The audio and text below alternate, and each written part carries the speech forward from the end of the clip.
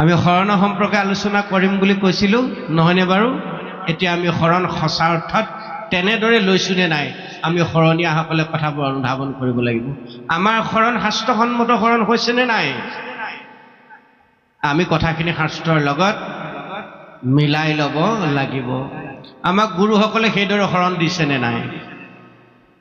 এতিয়া সপদে ইটো শৰীৰক বুজাই নিশ্চয় ইটো শৰীৰক জড় বুলি কয়। এই জড় শৰীৰটো আমি ভগৱন্তৰ চৰণত সমৰ্পণ কৰিছোঁ। কি বুলি? যে প্ৰভু তুমি দিয়া এই সুন্দৰ শৰীৰটো আজি খন্তে মই তোমাৰ চৰণত সমৰ্পণ কৰিছোঁ। এই কাৰণেই তুমি দিয়া এই সুন্দৰ শৰীৰটোত যাতে মোৰ ক'তো বিকাৰ আহিব নোৱাৰে। এই সুন্দৰ শৰীৰটোৱে নিজৰ লগতে আনৰ উপকাৰত যাতে মই সমৰ্পিত কৰি দিব পাৰোঁ। এই শৰীৰটোৰ অংগ পতংগই যাতে কাকো অপঘাত কৰিব লগা নহয়। আজিৰ পৰা এই মুহূৰ্তৰ পৰা এই কথা উপলব্ধি কৰি মই তোমাৰ চৰণত মোৰ দেহটো অৰ্পণ কৰিছোঁ, মোৰ দেহৰ শৰণ ল'ব বিচাৰিছোঁ। তেতিয়া ভগৱন্তই কৈছে যদি তেনেদৰে অনুভৱ কৰিছা, উপলব্ধি কৰি দেহটো মোৰ চৰণত অৰ্পণ কৰিছা, সেইটো দেহ মই চতুৰ্ভুজেৰে গ্ৰহণ কৰিম, চাৰিখন হাতেৰে তাক মই সাবুতি ধৰিম। তেনেদৰে চিন্তা কৰি দেহটো ভগৱন্তৰ চৰণত অৰ্পণা কৰিবলৈ কৈছে। কি ভাৱেৰে? ভগৱন্তৰ মন্ত্ৰেৰে অৰ্থাৎ নামেৰে। ভগৱন্তৰ নামেৰে ভগৱন্তক অৰ্পণা কৰিবলৈ কৈছে। তুমি প্ৰভু নিৰ্গুণ, গুণেৰ সীমা নাই, নিৰ্গুণ হুৱায় জীৱ সুহি গুণ গায়। তুমি নিৰ্গুণ নিৰাকাৰ অনাদি ঈশ্বৰ, আমি সগুণ হাহাকাৰ ৰূপী জীৱই তোমাৰ নিৰ্গুণ নিৰাকাৰ চৰণত আশ্ৰয় লৈছোঁ। মোৰ দেহটো তোমাৰ চৰণত অৰ্পণা কৰিছোঁ। সেই প্ৰভু তুমি দিয়ে সুন্দৰ দেহটো, তুমি থাকি ভাল পোৱা এই দেহটোৱে মই যাতে কাকো কেতিয়াও অপঘাত কৰিব লগা নহয়। এই হাতখনে যাতে কাৰোবাক চৰ এটা মাৰিবৰ কাৰণে, ভৰিটোৱে কাৰোবাক গোৰ এটা মাৰিবৰ কাৰণে, লাঠি এটা মাৰিবৰ কাৰণে যাতে মোৰ দেহটো আগবাঢ়ি নাযায়। তুমি দিয়া সুন্দৰ দেশৰ অংগ পতংগৰে যাতে মই নিজৰ লগতে আন 10জনৰ উপকাৰ সাধন কৰিব পাৰোঁ। দুখী দৰিদ্ৰত যাতে মই দয়া কৰিব পাৰোঁ। ন্যায়ভাৱে দেশেৰে উপাৰ্জন কৰি নিজে খাই আন 10জনক যাতে মই খুৱাব পাৰোঁ। কাকো যাতে শোষণ নিষ্পেষণত মোৰ দেহটো ব্যৱহাৰ কৰিব লগা নহয়। এইকণ যদি তুমি কৰোণা কৰা, মোৰ জীৱন ধৰা সাৰ্থক হ'ল। এই ভাবি ৰাতিপুৱা মাত্ৰ আধা ঘণ্টা আপুনি ঈশ্বৰৰ প্ৰতি উপদেশ। তুমি এটা সুন্দৰ দিব্য দিনৰ মোক উপহাৰ দিলা প্ৰভু। ৰাতি শুই থাকোঁতে যে মোৰ প্ৰাণবায়ু গুচি নগ'ল, আজি দিনটোৰ 1 মিনিটত তুমি কিমান সহস্ৰজনৰ প্ৰাণ কাঢ়ি লৈ গুচি গ'লা, সেইখন লিষ্টত যে আজি তুমি মোৰ নামটো নাৰাখিলা, তাৰ কাৰণে মই জয় জয় তোমাক ধন্যবাদ দিছোঁ। সাৰ পাই বিচনাতে ভগৱন্তক এটা উষ্ম ধন্যবাদ দিয়ক, 2 হাত কৰজু কৰি, যে এটা দিব্য দিন প্ৰভুৱে আজি মোক উপহাৰ দিলে। এই ভাৱেৰে জীৱনটো আৰম্ভ কৰি দিয়ক। বিচনাৰ পৰাই সাৰ পাই ভগৱন্তক এটা ধন্যবাদ দিয়ক, আৰু লগে লগে ভগৱন্তৰ চৰণত দেহটো অৰ্পণা কৰি দিয়ক। যে প্ৰভু তুমি দিয়া সুন্দৰ দেহটোৱে মই যাতে আজি দিনটোৰ 24 ঘণ্টাৰ ভিতৰত কাৰো কেতিয়াও ক'তো অপকাৰ সাধন কৰিব লগা নহয়। কাৰো যদি মই উপকাৰ কৰিব নোৱাৰোঁ, কাৰো যাতে অপকাৰ মই কৰিব লগা নহয়, এইকণ কৰোণা প্ৰভু তুমি মোক কৰিবা। হৃদয়তে থাকি বিবেক নামৰ শক্তিত তুমি সৰ্বক্ষণে মোক কৃপা কৰিবা। এই ভাবি ভগৱন্তৰ চৰণত নামঘোষাৰ এটা অমৃতময় বাণীৰ সৈতে দেহটো অৰ্পণা কৰি দিয়ক। যেনেকৈ আপুনি বিচনাত পৰি আছে, ঠিক সেইদৰেই বিচনাতে ভগৱন্তক অষ্টংগ প্ৰদান কৰি দণ্ডৱতে, দণ্ড মানে লাঠি, ওটা মানে পৰি থকা লাঠি এডাল পেলাই দিলে যেনেকৈ পৰি থাকে, আপোনাৰ দেহটো ভগৱন্তৰ চৰণত তদ্ৰুপ দি দিয়ক। নমাগু সুখ ভোগ নলাগে মুকুতি, তোমাৰ চৰণে মাত্ৰ থাকুক ভকতি। হে প্ৰভু, হৃদয়স্থিত হৈ তুমি মোৰ বিবেকত এনে শক্তি প্ৰদান কৰা, যাতে সুখ ভোগ ঐশ্বৰ্য বিভূতি ভোগবাদ বস্তুবাদৰ পাছে পাছে মই ধাৱমান হ'ব নালাগে। সাধন সাজন কৰি কৰি তোমাৰ এই বিনন্দীয়া সৃষ্টিত মই সাঁতুৰি নাদুৰি বিষয় ভোগৰ কাৰণে দৌৰি ফুৰিব যাতে নালাগে, ঐশ্বৰ্য বিভূতি বলৰ পাছে পাছে যাতে মই দৌৰি ফুৰিব নালাগে, মোৰ দেহটো আজি খন্তে মই তোমাৰ চৰণত অৰ্পণ কৰি দিলোঁ। সুখ ভোগ ঐশ্বৰ্য বিভূতি প্ৰভু মোক একোকে নালাগে, কেৱল মাত্ৰ তোমাৰ ৰাতুল চৰণত মোৰ যাতে সুদীহ ভক্তি হয়, নিত্য যাতে মোৰ দেহ বাক্য মনেৰে নিজৰ লগতে আন 10 জনৰ মোৰ উপকাৰ ৰখাত নিজৰ সমৰ্পণ কৰি দিব পাৰোঁ, এইখন কৃপা প্ৰভু তুমি মোক কৰা। এই ভাবি ভগৱন্তক কেনেকৈ মহামন্ত্ৰৰ সৈতে নিজৰ দেহটো অৰ্পণ কৰি দিয়ক। ভগৱন্তই সেইজন ভকতক তেনেদৰে দেহটো অৰ্পণ কৰি দিয়া ভক্তজনক আপোনাৰ মোৰ দেহৰ ধৰ্ম ৰক্ষা কৰিবৰ কাৰণে 3টা বস্তু দিব, আৰু যিকেইটা হ'লে আমি সংসাৰৰ বেলেগ কিবা বিচাৰিব লগা নাই। দেহটো যেতিয়া আপোনাক সুন্দৰকৈ ৰাখিবৰ কাৰণে ভগৱন্তই 3টা বস্তু দিব, সেইকেইটা যদি সদায় আপুনি প্ৰযত্ন কৰি প্ৰতিটো খোজ জীৱনৰ প্ৰতিটো পল অনুপল আগবঢ়াবৰ কাৰণে যত্ন কৰে, সৰ্বক্ষণে আপোনাৰ মোৰ প্ৰিয় ভগৱন্তৰ কৃপা থাকিব। দেহটো সুন্দৰভাৱে পৰিচালনা কৰিবৰ কাৰণে, দেহৰ ধৰ্ম অটুট ৰাখিবৰ কাৰণে ভগৱন্তই 3টা বস্তু আমাক দিব। সেইদৰে আমি দেহটো দি দিলে কি 3টা দিব? দেহৰ ধৰ্ম হ'ল ত্ৰাণ দান ৰক্ষণ। দেহটো দিছে ত্ৰাণ কৰিবৰ কাৰণে, বিপদত পৰাজনক উদ্ধাৰ কৰিবৰ কাৰণে। দেহটো দিছে দান কৰিবৰ কাৰণে, নিজে উপাৰ্জন কৰি নিজে খাই আনক খুৱাবৰ কাৰণে, আনক শোষণ কৰি নিজে খাই আনক মাৰিবৰ কাৰণে আমাক দেহটো দিয়া নাই। দেহৰ দ্বিতীয় ধৰ্মটো হ'ল দান কৰা, তৃতীয়টো হ'ল ৰক্ষণ কৰা, অৰ্থাৎ কোনোবা এজন বিপদত পৰিছে, বিপদৰ পৰা উদ্ধাৰ কৰিব পৰা যিটো ব্যৱস্থা সেইটো আপোনাক দিছে, গতিকে আপুনি বিপদত পৰাজনক উদ্ধাৰ কৰাটো হ'ল দেহৰ ধৰ্ম। দধিচীয়ে নিজৰ দেহ দি দান দি দেহ ত্যাগ কৰি দেৱতাসকলৰ ৰক্ষা কৰিছিল, নাই কৰা জানো? বৃত্তাসুৰৰ পৰা দধিচী দেহৰ অস্থিয়ে বৰ্জ্য নিৰ্মাণ কৰি দেৱতাসকলে বৃত্তাসুৰক বধ কৰিছে। আৰু দেহৰ ধৰ্ম মনত ৰাখিব।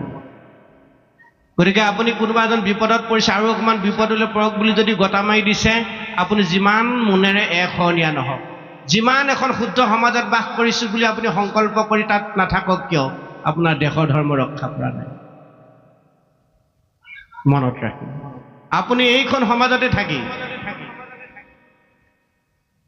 ভাগৱত ধৰ্মৰ আধাৰত যদি আপুনি জীৱন পৰিচালিত কৰিছে, তেতিয়াহ'লে আপোনাৰ শৰণ ৰক্ষা পৰিছে, দেশৰ শৰণ ৰক্ষা পৰিছে।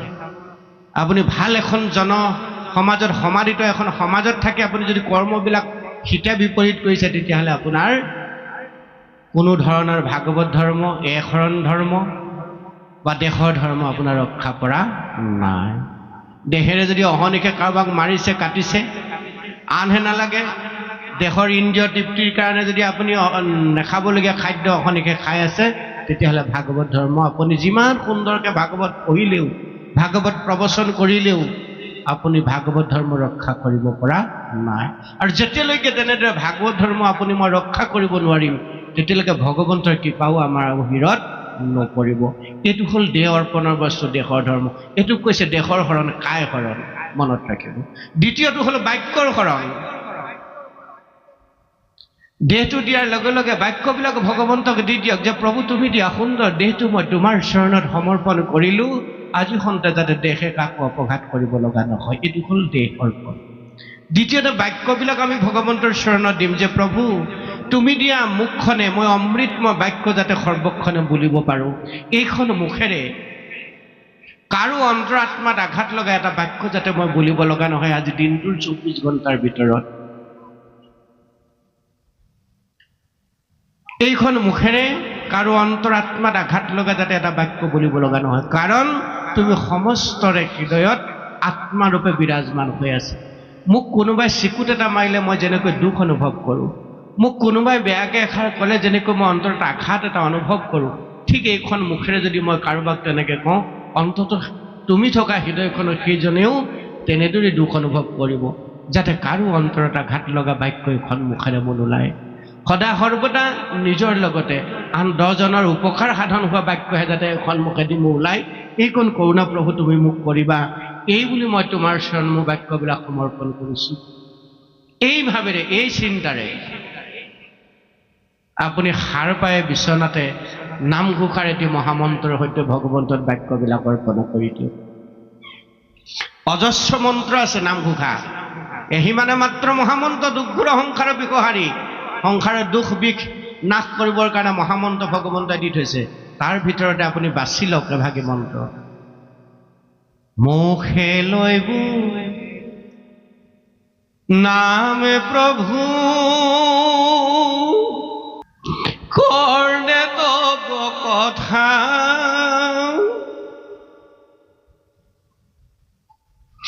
হৃদয়ত পাদ পদ্ম থাকু কহৰ বথা। সমস্ত ভূতত যিহেতু প্ৰভু তুমি আছা, সমস্ত ভূতৰ প্ৰতি যাতে মোৰ সদভাৱ সৎচিন্তা, তুমি থকা হৃদয়খনত, তুমি থকা মনটোৰ মাজত মোক দিয়া, এই ভাবি মই মোৰ বাক্য তোমাৰ চৰণত সমৰ্পণ কৰিলোঁ।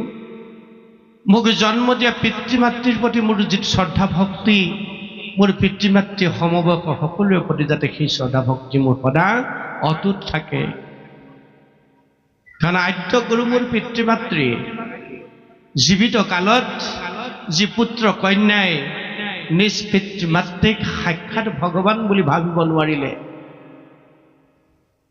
মৰাৰ পাছত ধী দ্ৰব্য বস্তু গোটাই আনি পূজা কৰিলোঁ, সেই পূজা ভগৱন্তই নলয়, মনত ৰাখে। সেইকাৰণে মোক জন্ম দিয়া পিতৃ মাতৃ মোৰ আদ্য গুৰু, জীৱিত কালত পিতৃক মাতৃক ভাবিবা নাৰায়ণ বুলি, এ দেহাতে জিলে প্ৰীতিক মাতৃক ভজিবা মুকুন্দ বুলি। জীয়াই থাকোঁতে যি পুত্ৰ কন্যাই জন্ম দিয়া নিজ পিতৃ মাতৃক সাক্ষাৎ ভগৱান বুলি ভাবিব নোৱাৰিলে, মৰাৰ পিছত পৃথিৱীৰ ভাল ভাল দ্ৰব্য বস্তু গোটাই আনি 7খন 8খন 9খন গাঁৱৰ ভকত মাতি আনি যজ্ঞ কৰ্ম কৰিলেও ভগৱন্তই সেই যজ্ঞ কৰ্ম গ্ৰহণ নকৰে। অভক্তে পূজয় মোক ব্ৰহ্মাণ্ড সহিতে, তাহাৰ বস্তু গ্ৰহণ নকৰোঁ কদাচিতে। যিসকল এনেকুৱা ভক্ত, মোৰ অনন্য ভক্ত, একান্ত ভক্ত, যিসকলে ৰাতিপুৱা গধূলি সদা সৰ্বদা মোৰ চৰণত আশ্ৰিত হৈ দেহ বাক্য মন মোক সমৰ্পণ কৰি পিতৃ সেৱা মাতৃ সেৱা, পিতৃদেৱো ভৱ মাতৃদেৱো ভৱ আচাৰ্যদেৱো ভৱ, এইসকলৰ সেৱা নিত্য কৰিলে এইসকলে একো দিব নোৱাৰিলে, হৃদয়ৰ শুদ্ধ ভাৱটোৰে সৈতে এটুপি জল মাত্ৰ ভগৱন্তৰ চৰণত অৰ্পণ কৰিলে, তাকে ভগৱন্তই কৈছে মই অমৃতৰ দৰে পান কৰোঁ। ভক্তে জল মাত্ৰ দিয়া পূজে শুদ্ধ চিত্ৰ,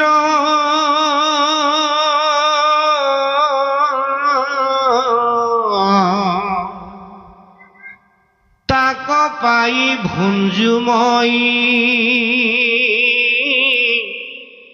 যেহেন অমৃত।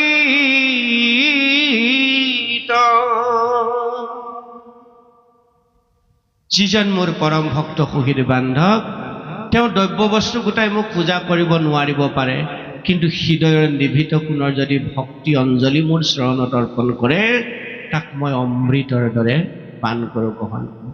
সেইকাৰণে ব্ৰহ্মাণ্ড দ্ৰব্য বস্তু গোটাই ভগৱন্তক নুপুজিলেও হৃদয়ৰ শুদ্ধ ভাৱেৰে সৈতে, পবিত্ৰ মনেৰে সৈতে মাত্ৰ এটুপি জল ভগৱন্তৰ চৰণত অৰ্পণ কৰক, তাকে ভগৱন্ত অমৃতৰ দৰে পান কৰি পাইছে। ভাগৱতে এই শিক্ষাবোৰ মানৱ জীৱনত, মানৱ শৰীৰত দিছে। আমি তাৰ বিপৰীতে যদি কৰ্ম কৰিছোঁ, যিমানেই এশৰণীয়া সমাজত নাথাকোঁ, যিমানেই মহাপুৰুষীয়া ভাগৱতীয়া সমাজত বসবাস নকৰোঁ, আমি কিন্তু ভাগৱতীয়া এশৰণীয়া বা মহাপুৰুষীয়া হৈ নাযাম। আমাৰ যদি কৰ্মৰ বিপাক ঘটিছে, যে কৰ্মৰ ওপৰতহে ধৰ্মৰ বিচাৰটো চলিব। আমি কেনেদৰে কৰ্মবিলাক কৰিবৰ কাৰণে যত্ন কৰিছোঁ, এইটো হ'ল বাক্যৰ ধৰ্ম। বাক্য ভগৱন্তত অৰ্পণ কৰিবলৈ কৈছে যে হে প্ৰভু, মই তোমাৰ চৰণত মোৰ বাক্যবিলাক সমৰ্পণ কৰিলোঁ। মুখে যাতে মই তোমাৰ নাম ল'ব পাৰোঁ, কেৱল মাত্ৰ মুখেৰে তোমাৰ নাম সৰ্বক্ষণে যাতে মই লৈ থাকিব পাৰোঁ, আৰু হৃদয়ত যাতে তোমাৰ ৰূপটো মই চিন্তন কৰিব পাৰোঁ, এইকণ কৰোণা প্ৰভু তুমি মোক কৰা। তেতিয়া মোৰ জীৱন ধৰা সাৰ্থক হ'ল বুলি মই ভাবিম। এই ভাবি মই তোমাৰ চৰণত মোৰ বাক্যবিলাক সমৰ্পণ কৰিলোঁ। তেতিয়া ভগৱন্তই কি কৰিব? আপুনি তেনেকৈ ভগৱন্তৰ চৰণত বাক্যবিলাক দিলে, ভগৱন্তই আপোনাৰ মোৰ বাক্য ৰক্ষাৰ নিমিত্তে তিনিটা বস্তু দিব। যেনেকৈ দেহটোৰ কাৰণে দিলে, সেই তিনিটা কি? বাক্য ধৰ্ম কি? বাক্য ধৰ্ম সত্য, সঁচা। দ্বিতীয়টো হ'ল প্ৰিয়, তৃতীয়টো হ'ল হিত। বাক্যৰ তিনিটা ধৰ্ম, এই তিনিটা বস্তু আপোনাক ৰক্ষা কৰিবলৈ ভগৱন্তই কৃপা কৰিব। যে বাক্য ৰক্ষা কৰিবৰ কাৰণে আপুনি ভগৱন্তক যিহেতু ৰাতিপুৱা খাটিলে, গধূলা খাটিছে, আৰু ভগৱন্তই আপোনাক ৰক্ষা কৰিব পৰা সম্বলকেইটা দিব, অৰ্থাৎ তৰোৱাল কৃপাত দিব। বাক্য ধৰ্ম ৰক্ষা কৰিবলৈ কি দিব? আপোনাক সঁচা কথা ক'ব, মিছা নকয়। য'তে হওক আপুনি সঁচা কথাহে ক'ব, আৰু সেই সঁচা কথাবোৰ প্ৰিয় হ'ব, জগতৰ প্ৰিয় হ'ব, অপ্ৰিয় নহয়। আৰু সেই সঁচা কথাবোৰে কি কৰিব? নিজৰ লগতে আন 10জনৰ উপকাৰ সাধন কৰিব, হিত সাধন কৰিব। সেইকাৰণে জ্ঞানী লোকসকলে, পণ্ডিতসকলে, গুৰুসকলে সৎ কথা, সৎ পৰামৰ্শ হে এইখন মুখেৰে বেকত কৰে। নিজৰ লগতে আন 10জনৰ উপকাৰত অহা যিবোৰ বাক্য, যিবোৰ শব্দ, সেইকাৰণে আমাক সজ্জনৰ সংগত থাকিবলৈ কৈছে। সাধুৰ সংগত এই কথাবোৰ প্ৰসৱ হয়, জন্ম হয়। সাধুৰ সংগ অনুসৰা শ্ৰৱণ কীৰ্তন কৰা, অৰ্থাৎ আলাপ আলোচনা কৰা সাধুৰ সংগত থাকি। অসাধুৰ সংগলৈ নাযাবা, বাক্য অশুদ্ধ হ'ব। বাক্য অশুদ্ধ হোৱাৰ লগে লগে আমাৰ সেই স্থানৰ বায়ুমণ্ডল অশুদ্ধ হ'ব। বায়ুমণ্ডল অশুদ্ধ হোৱাৰ লগে লগে আমাৰ ভৱিষ্যত গতিবিধিৰ কাৰ্যপ্ৰণালীবিলাক অশুদ্ধ হৈ যাব। সেইকাৰণে সততে সন্তৰ সংগত থাকা, আৰু সন্তৰ সংগত থাকি সেই শুদ্ধ বাক্যৰ যোগেদি ভগৱন্তক ভজনা কৰা। বিশেষকৈ আমাৰ যুৱ বন্ধুসকলে এই কথাকেইটাৰ ওপৰত বিশেষ গুৰুত্ব দিব। আমি শাস্ত্ৰ অধ্যয়ন কৰি মাহ প্ৰসাদ খাই ধৰ্ম কৰ্ম কৰিম নকৰিম সেইটো বেলেগ কথা, কিন্তু আমাৰ পালন কৰিব লগা কথাকেইটা এইকেইটা যদি আমি পালন কৰিব পাৰোঁ, বেলেগকৈ আমি কীৰ্তন দশম ঘোষাৰত্নাৱলী গীতা ভাগৱত পঢ়িব নালাগে। যে বাক্য ধৰ্ম হ'ল যে প্ৰভু এইখন মুখেৰে যাতে কাৰো অন্তৰত আঘাত লগা বাক্য মোৰ নোলায়। কোনোবা জ্যেষ্ঠজনে কিবা কাৰণত মোক কটু বাক্য বলিলেও মই যাতে মধুৰ বচনেৰে তেখেতক সম্বোধন কৰিব পাৰোঁ, এইকণ কৃপা প্ৰভু তুমি মোৰ হৃদয়ত থাকি কৰিবা। এই বুলি ভগৱন্তক যদি আমি অকণমান খাটিব পাৰিছোঁ, তেতিয়াহ'লে ভগৱন্তই আমাক সঁচা বাক্য এখন মুখেৰে উলিয়াব, প্ৰিয় বাক্য উলিয়াব, আৰু সেই বাক্যৰ যোগেদি সমাজ তথা জগতৰ কল্যাণ সাধন কৰিব। এইটো হ'ল বাক্য অৰ্পণ, অৰ্থাৎ বাক্যৰ শৰণ। তৃতীয়টো হ'ল মন, আটাইতকৈ আচৰিত ইন্দ্ৰিয়। 10 ইন্দ্ৰিয়ৰ পাছত একাদশ ইন্দ্ৰিয় হ'ল মন।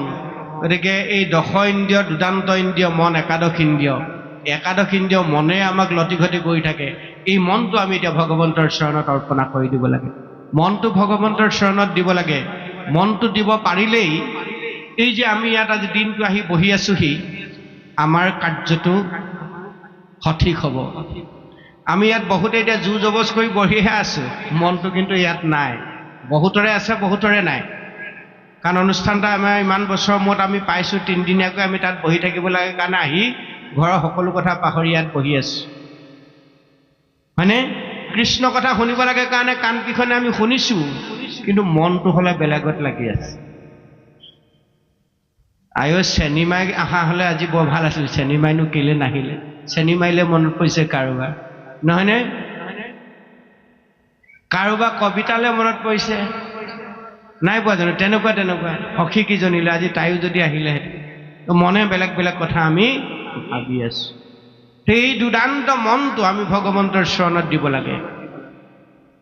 ভগৱন্তৰ চৰণত যদি এই মনটো আমি দি দিব পাৰোঁ, ভগৱন্তৰ কৃপা আমাৰ শিৰত সৰহকৈ পৰিব। 4খন হাতেৰে ভগৱন্তই কৃপা কৰিব বুলিছে। আমি 2খন হাতেৰে ভগৱন্তক বিচাৰিব লাগে, ভগৱন্তই 4খন হাতেৰে ভকতক কৃপা কৰে। এতিয়া শেষৰ বস্তুটো হ'ল মন। আমি প্ৰথমতে দেহ অৰ্পণ কৰিলোঁ, বাক্য অৰ্পণ কৰি দিলোঁ, এতিয়া মনটো যদি অৰ্পণ কৰি দিব পাৰোঁ, তেতিয়াহ'লে আমাৰ প্ৰকৃত শৰণভাগ ভগৱন্তৰ চৰণত হ'ব। এতিয়া মন অৰ্পণ কৰোঁতে আমি কি কৰিম ভগৱন্তক? হে প্ৰভু, তুমি দিয়া এই দুদান্ত ইন্দ্ৰিয়টো মই তোমাৰ চৰণত সমৰ্পণ কৰিব বিচাৰিছোঁ। যে মনটো এনেকুৱা এটা অস্থিৰ, গৰুৰ শিংটো আগত তিলটো পৰিলে যিমান সময় স্থিৰ হৈ থাকে, মই মনটো সিমানকণ সময় স্থিৰ হৈ থাকে। এনেকুৱা এটা অস্থিৰ মন প্ৰভু তুমি মোক দিলা, আৰু এই মনটোক তুমি স্থিৰ কৰি দিয়া। মনক স্থিৰ কৰি মনৰ ধৰ্ম পালনত মোক তুমি প্ৰভু কৃপা কৰা। মই তোমাৰ চৰণত মোৰ মন সমৰ্পণ কৰিছোঁ। আৰু যেতিয়াই মোৰ মন তোমাৰ চৰণত সমৰ্পিত হৈ যাব, তেতিয়াই মোৰ জীৱন ধৰা সাৰ্থক হ'ল বুলি মই অনুভৱ কৰিম। এই ভাবি যাৰাসকলে মনটো ভগৱন্তত দিছে, মন অৰ্পণ কৰোঁতে খালি এটা কথা ভাবিব যে প্ৰভু মোৰ মনটো, দেহটো ক'ত বহি থাকে সকলোৱে দেখে, বাক্য কি কৈ থাকোঁ সকলোৱে বুজি পায়, মনৰ চিন্তাটো কিন্তু বুজি পোৱাটো অসম্ভৱ। গতিকে মই মনে মনে কোনোবা এডোখৰ জেগাত বহি থাকিব পাৰিম তোমাৰ চিন্তনৰ কাৰণে, মনটো যদি মোৰ খেলি মেলি হৈ যায় তেতিয়াহ'লে দিগদাৰ হ'ব। গতিকে মনেৰে যাতে সাধু সং, সন্তৰ সং, তোমাৰ একান্ত ভক্তৰ সং, মহন্তৰ সং যাতে মোৰ মনে ল'বলৈ যত্ন কৰি থাকে। অসন্ত সংলৈ যাতে মোৰ মনটো যাবলৈ ইচ্ছা নকৰে, অখাদ্য খাবৰ কাৰণে মোৰ মনটো লালায়িত নহয়। অসৎ সংগৰ যোগেদি মোৰ জীৱনটো বিপদগামী কৰাৰ ক্ষেত্ৰত মনৰ যাতে পৰিকল্পনা নহয়, এইকণ কৰোণা প্ৰভু তুমি মোক কৰিবা। সেইখনতে মই তোমাৰ চৰণত মোৰ মন সমৰ্পণ কৰিছোঁ। এই ভাবি মন যদি ভগৱন্তত অৰ্পণ কৰোঁ, মন অৰ্পণ কৰা মনটো যদি আমি বিচাৰি লওঁ, তেতিয়াহ'লে আমি এই মন্ত্ৰভাগে মন অৰ্পণ কৰি দিম ভগৱন্তৰ চৰণত। সজ্জনৰ সংগনুগু সৰ্বক্ষণে ইয়েতে প্ৰসাদ মাগু তোমাৰ চৰণে। সজ্জনৰ সংগ নগুচুক সৰ্বক্ষণে। সাধুৰ সং, সজ্জনৰ সং মানে সন্তৰ সং, সাধুৰ সং, তোমাৰ একান্ত ভক্তৰ সংগ যাতে মোৰ দিনটোৰ 24 ঘণ্টাৰ ভিতৰত মনে অহনিশে লাভ কৰে। এইকণ এতেক ইমানকণ কৃপা, এতেক প্ৰসাদ মানে হ'ল কৃপা। এইকণ কৃপা তুমি মোক কৰিলেই প্ৰভু, মোক যে তুমি 100 বছৰীয়া সুন্দৰ জীৱন এটা দান কৰিলা, শ্ৰেষ্ঠতম তনু এটা তুমি মোক দিলা, অমৃতময় বাণী যেনে তুমি মোক দিলা, তাৰ সাৰ্থকতা মই পাবলৈ সক্ষম হ'ম। এই বুলি যাৰাসকলে মন ভগৱন্তত সমৰ্পণ কৰি দিলে, ভগৱন্ত সেই মনৰ ধৰ্ম ৰক্ষাৰ নিমিত্তে 3টা বস্তু আমাক দিব। সেই 3টা কি? মন প্ৰেমেৰে পৰিপূৰ্ণ কৰিব, তাত ভক্তিৰে। মন দয়াৰে পৰিপূৰ্ণ কৰিব, প্ৰেম দয়া আৰু কৰুণাৰে গৰাকী কৰি আপোনাক মোক ভগৱন্তই সজাই তুলিব। এই কামটো কিন্তু সদায় কৰিব লাগে। আপোনাৰ হৃদয়ত প্ৰেম পৰিপূৰ্ণ কৰি দিব, আপোনাৰ মোৰ হৃদয়ত দয়াৰে পৰিপূৰ্ণ কৰি দিব, হৃদয় উপচাই দিব। আপোনাৰ মোৰ হৃদয় কৰুণাৰে পৰিপূৰ্ণ কৰি দিব। য'ত নাথাকিব হিংসা, অসূয়া, পৰচৰ্চা, পৰনিন্দা, নিন্দা, কুচ্যুত, কপট আদি আদি কলিৰ গুণবিলাক, সেইবিলাক আঁতৰাই সত্য, শৌচ, ক্ষমা, দয়া, পৰোপকাৰ, জ্ঞান, বৈৰাগ্য, এইবিলাক গুণেৰে আপোনাৰ মোৰ মন হৃদয় পৰিপূৰ্ণ কৰিব ভগৱন্ত। এইটোকে কৈছে কায় বাক্য মনৰ সৰগ। এনেই শৰণ ল'বৰ কাৰণে লোকাচাৰ শৰণ ল'লে কামত আমাৰ নাহিব। সেইকাৰণে যুৱ বন্ধুসকল, আমি শৰণ ল'ব লাগে যৌৱনৰ দুৱাৰ দলিত ভৰি দিওঁতে, পাছলৈ ৰৈ থাকিব নালাগে। আমি শৰণ লওঁ কেতিয়া? আমাৰ যেতিয়া বিয়া বাৰু হ'ল, সতি সন্তান হ'ল, সমাজৰ নীতি নিয়ম ৰক্ষা কৰিবৰ কাৰণে, সমাজত দেৱী বিলনীয়া কৰিবৰ কাৰণে আমি শৰণ ভজন লওঁ। এই শৰণ ভজনে আমাক কামত নিদিব। সেইকাৰণে যৌৱনৰ দুৱাৰ দলিত যেতিয়া ভৰি দিছোঁ, কুমাৰ কালত যেতিয়া আমি অৱতীৰ্ণ হৈছোঁ, এগৰাকী কন্যা যেতিয়া অকুমাৰী হৈ থাকে, যেতিয়া কুমাৰীলৈ ৰূপান্তৰ হয়, তাৰ পিছতেই তেওঁক আধ্যাত্মিক শিক্ষাৰে পৰিপূৰ্ণ কৰি দিব লাগে।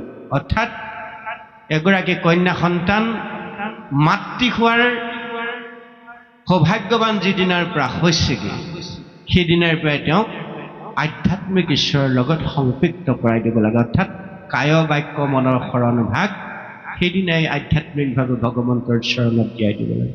আৰু ঠিক সেইদৰে অকুমাৰসকলকো কুমাৰৰ যেতিয়া গৈছে, অৰ্থাৎ যৌৱনৰ দুৱাৰ দলিত যেতিয়া ভৰি দিছে, নিজৰভাৱে গোটেই কথাবোৰ চিন্তা কৰিব পৰা শক্তিটো যেতিয়া তেওঁৰ গালৈ আহিছে, পিতৃ মাতৃ কথাৰ পৰা অকণমান ফালৰি কাটি যাবলৈ আৰম্ভ কৰিছে, তেতিয়াই সেই শিশুটিক ভগৱন্তৰ লগত, আত্ম ঈশ্বৰৰ লগত সংপৃক্ত কৰাই দিব লাগে।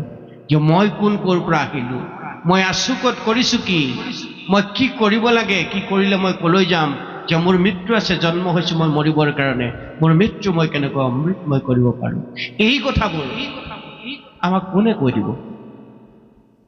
আমি যি শৰণ ল'বলৈ গৈছোঁ, যি ভজন ল'বলৈ গৈছোঁ, এই কথাবোৰ জানো আমাক গুৰু গৃহৰ পৰা কয়? বোধ হয় নিশ্চয় নকয়। আৰু এই কথাবোৰ আপুনি মই য'তে ত'তে নাপাওঁ বিচাৰিলে।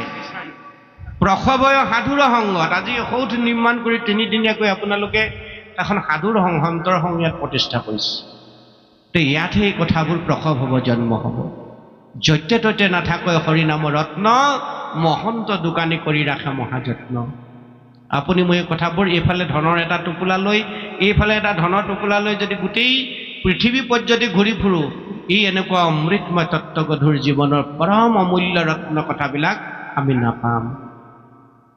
সেইকাৰণে গুৰুজনে আজি 550 বছৰ আগতে বৰগীতত উল্লেখ কৰিলে, বেহায়ো ভাৰত হাত আউৰ বেলি নাতে। কোন সময়ত আমাৰ জীৱন চলি যাব ঠিকনা নাই। আমি শান্থৰে ঈশ্বৰ কৃষ্ণৰ চৰণত কায় মনোবাক্য সমৰ্পণ কৰি জীৱন শৃংখলিত পৰিশীলিত পৰিমাৰ্জিত ৰূপত আগবঢ়াই নিবৰ কাৰণে নিজেই নিজৰ কথাটো চিন্তা কৰিব লাগিব। ধনৰ টোপোলালৈ ভকতি পৰম পেৰাবিলাক অমৃত ৰস যদি বিচাৰি আমি ঘূৰি ফুৰোঁ, ক'তো সেইবিলাক পোৱা নাযায়। ভাৰতৰ হাতত, অৰ্থাৎ ভাৰতবৰ্ষত, ভাৰতত, বিশেষকৈ পূব প্ৰান্ত অসমত অনেক ধৰ্মগুৰু আছে, আৰু এখন ডাঙৰ বজাৰ বুলি কৈছে, ধৰ্মৰ বজাৰ। বৰগীতত কৈছে, আমি কোৱা কথা নহয়। ভাৰত তত আছে অনেক দোকানী, নিচিনি কি নিলে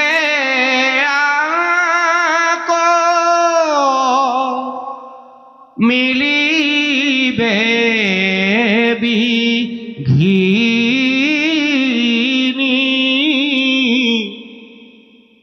য'তে তৈতে নথাকয় হৰিনাম ৰত্ন, মহন্ত দোকানী ৰাখে কৰি মহাযত্ন,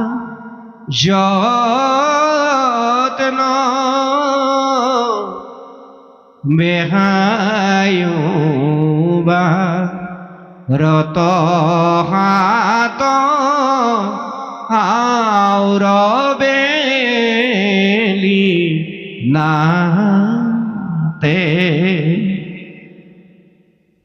কথাবোৰ আজি লিখা কথা নহয়, 550-600 বছৰ আগতে লিখা কথা।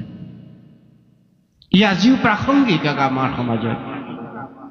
গতিকে আমাৰ ধৰ্মজ্ঞ গুৰুসকলে ভাগ ভাগ কৰি নেপেলোৱা হ'লে সমাজখন, যিখন সমাজৰ কথা কৃপালু গুৰুজনে চিন্তা কৰিছিল 550-600 বছৰ আগত, কিৰাত কছাৰী, খাচী গাৰো মিৰি জবন কংক গোৱাল, অসম, মুলুক, ধোবা তুৰুক, কুবাচ, মেজ, চান্দাল, আনো নানা জাতি উপজাতি সকলোকে একত্ৰিত কৰি বৰ অসমীয়া জাতি গঠনৰ যিটো ব্যৱস্থা কৃপাল গুৰুজনে দিলে, সেই গুৰুজনৰ আদৰ্শৰে যদি আমি উদ্বুদ্ধ হ'ব পাৰিলোহেঁতেন, সকলোৱে একেশ্বৰে ক'ব পাৰিলোহেঁতেন, ত্ৰিভুৱন বন্দন দৈৱকী নন্দন জুহৰি মাৰল কংস, জগজন তাৰণ দেৱ নাৰায়ণ শংকৰ তাহেৰি অংশ, সেইজন শংকৰ গুৰু দৈৱকী নন্দন কৃষ্ণ, সেইজন মাধৱদেৱ, বলোৰাম, হলায়ুধ, শংকৰ মাধৱ ৰূপে কলিযুগত ধৰা ধামলৈ আহি আমাক শুদ্ধ সত্য সনাতন আদি সত্য যুগৰ শুদ্ধ ধৰ্ম পুনৰ প্ৰতিষ্ঠা কৰি দিবৰ কাৰণে যত্ন কৰিছিল। মানৱৰ ধৰ্ম আমাক দিব খুজিছিল, য'ত নাথাকিব উচ্চ নিচৰ ভেদাভেদ, য'ত নাথাকিব বৰ্ণ বৈষম্য, সেইখন সমাজৰ কথা কৃপালু গুৰুজনে ভাবিছিল। পিছে আজি আমাৰ মাজতো উচ্চ নিচ ভেদাভেদ আছে, অস্পৃশ্যতা আছে। উচ্চ সম্প্ৰদায়ৰ লোকসকলে আমি নিম্ন সম্প্ৰদায়ৰ লোকসকলক সেৱা জ্ঞান কৰাৰ নিদৰ্শন আজি তাৰিখত আমাৰ সমাজত আছে। আনহে নালাগে, কৃপালু গুৰুজনে দিয়া সমস্ত ধৰ্মপুথি আমাৰ অতি সুলভভাৱে আমাৰ মাজত পোৱাৰ পিছতো আমি গুৰুজনক গুৰু বুলি স্বীকাৰ কৰিবলৈ টান পাওঁ। ইয়াতকৈ আৰু অসমীয়া জাতিৰ কাৰণে দুৰ্ভাগ্যজনক কথা একো হ'ব নোৱাৰে।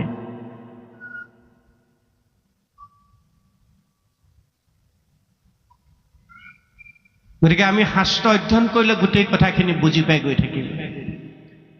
গতিকে আমাক যিবোৰ ধৰ্ম কৰ্মৰ কথা তেওঁলোকৰ বজাৰবিলাক চলাই নিবৰ কাৰণে, সঁচা কথা ক'বলৈ গ'লে ধৰ্মৰ বজাৰবিলাক বেপাৰবিলাক বঢ়াই নিবৰ কাৰণে আমাক যিবোৰ দিলে, এইবোৰ শাস্ত্ৰই কিন্তু প্ৰকৃততে ধৰ্ম বুলি আমাক কোৱা নাই।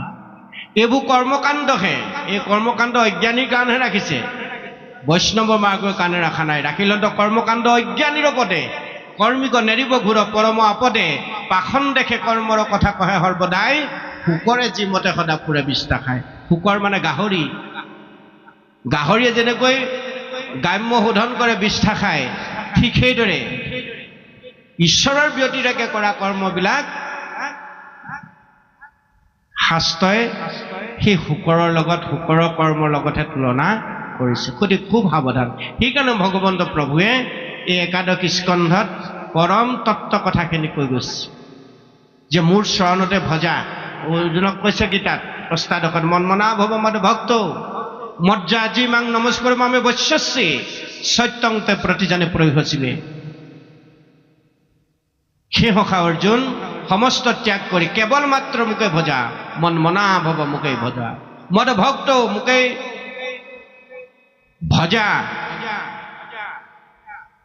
মোকে ভাবা আৰু মোকে ভজা, মদ জাজি মোতে যজ্ঞ কৰা, মামে বৈশ্যসি মোতে বৈশ্যতা স্বীকাৰ কৰা, আশ্ৰয় লোৱা, অৰ্থাৎ শৰণ লোৱা। আমি শৰণৰ কথা পাতি আছো।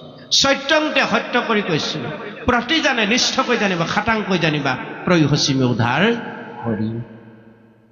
ইয়াতকৈ সুন্দৰভাৱে আমাক একো ক'ব লগা নাই। গতিকে এই কথাখিনি জানিবৰ কাৰণে, বুজিবৰ কাৰণে আমি ইয়াৰ পৰা গৈ বেলেগ এটা অনুষ্ঠানৰ সংগী হ'ব লগাও নাই। কোনোবাই যদি ভাবিছে বোলে আমি আমুক সমাজখনলৈ গ'লেহে শুদ্ধ ধৰ্মটো পালন কৰিব পাৰিম, এইটো কথা শাস্ত্ৰই আমাক কোৱা নাই।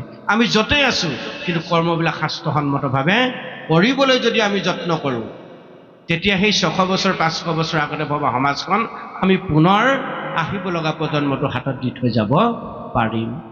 এইটো হ'ল ৰাজমাৰ্গ, ভাগৱতৰ মাৰ্গ, এইটো হ'ল নিগম মাৰ্গ।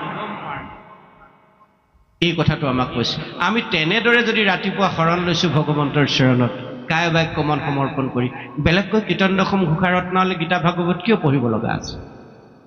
আমি যদি সংকল্প লৈছোঁ যে মোৰ জন্ম দিয়া পিতৃ মাতৃয়ে কেৱল মোৰ পিতৃ মাতৃ নহয়, মোৰ পিতৃ মাতৃ সমকক্ষ যিমানসকল আছে সকলোৰে প্ৰতি যাতে সেই শ্ৰদ্ধা সেই ভক্তি প্ৰভু মোক সততে হৃদয়ত দিয়া, মনৰ মাজত যাতে সেই চিন্তা তুমি মোক দিয়া। এই চিন্তাৰে যি সতি সন্তান আগবাঢ়ি যাব তেওঁ জীৱনত কেতিয়াও বেয়া কাম কৰিব নোৱাৰে। আমাৰ জীৱনৰ ভাটিবেলা হৈছে এই কথাবোৰ আমাৰ বুজা আৰু জনা বহুত দেৰি হৈ গ'ল। অন্ততঃ আমাৰ আহিব লগা প্ৰজন্মই যাতে সেই কথাখিনি বুজা আৰু জনাটো দেৰি নহয়, তেওঁলোকৰ পৰৱৰ্তী জীৱন যাতে সুন্দৰৰ পৰা সুন্দৰলৈ আগবঢ়াই লৈ যাব পাৰে, শৃংখলিতভাৱে যাতে তেওঁলোকে জীৱনটো উদযাপন কৰিব পাৰে, যাপন কৰাই নহয় উদযাপন কৰিব পাৰে।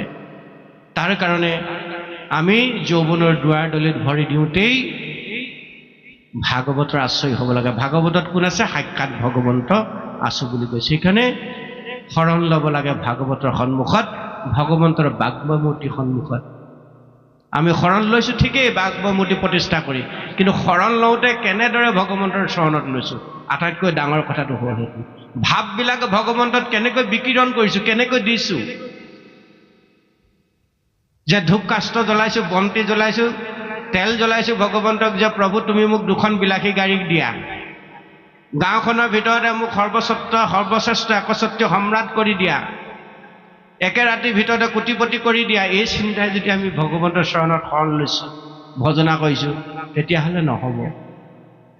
আমি সুখ উপভোগ পাব পাৰিম কেইদিনমানৰ কাৰণে, কিন্তু পৰম সত্যৰ সন্ধানত আমি ব্ৰতী হ'ব নোৱাৰিম। পৰম সত্যৰ সন্ধানৰ পাছে আমি ধাৱমান হ'ব নোৱাৰিম।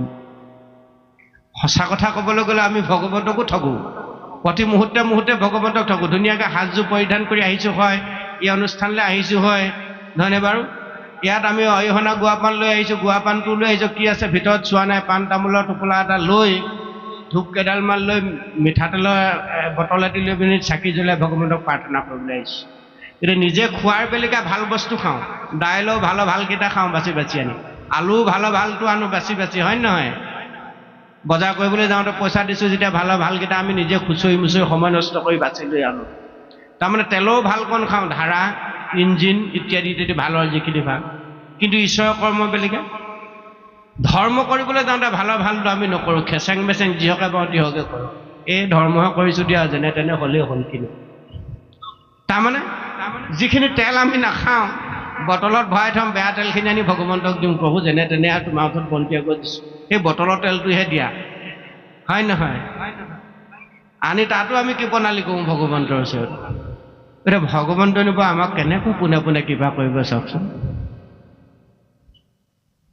গতিকে এই কথাবোৰ সূক্ষ্ম আমি বিশ্লেষণ কৰিব লাগে। ভগৱন্তই কৈছে যে তেল তুল ধূপ কাষ্ঠ দণ্ড খৰচা দি মোক পূজা কৰিব নালাগে, মোক হৃদয়ৰ নিবিত কোণৰ ভক্তি অঞ্জলি অকণমান দিয়া।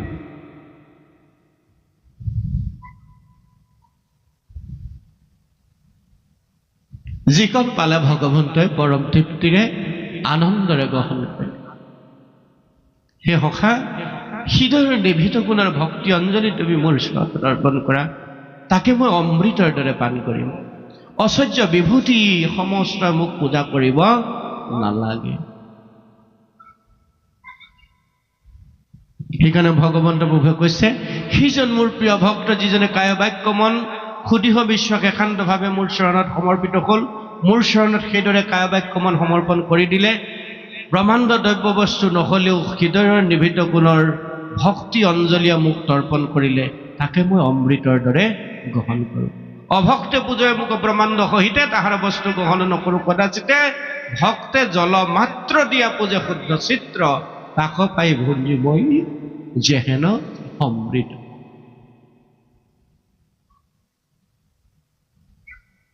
ভগৱন্তৰ পূজাৰ বস্তু হ'ল হৃদয়ৰ শুদ্ধ ভাৱ। গতিকে সেইখন হৃদয়তে ভগৱন্ত থাকোঁ বুলি কৈছে। আৰু তেনে এখন হৃদয়ৰ গৰাকী যদি আমি হ'ব পাৰোঁ, তেতিয়া ভগৱন্ত কৈছে, য'ত থাকে মোৰ ভক্ত উদাৰ চৰিত্ৰ, কৃত পতংগকো কৰে তথায়ে পবিত্ৰ। আমি দুজন মানুহক ঈশ্বৰ পৰায়ণ কৰিব নোৱাৰিমনে? উদাৰ চৰিত্ৰ ভকতজনে বলছে কীট পতংগ লেখে পবিত্ৰ কৰে।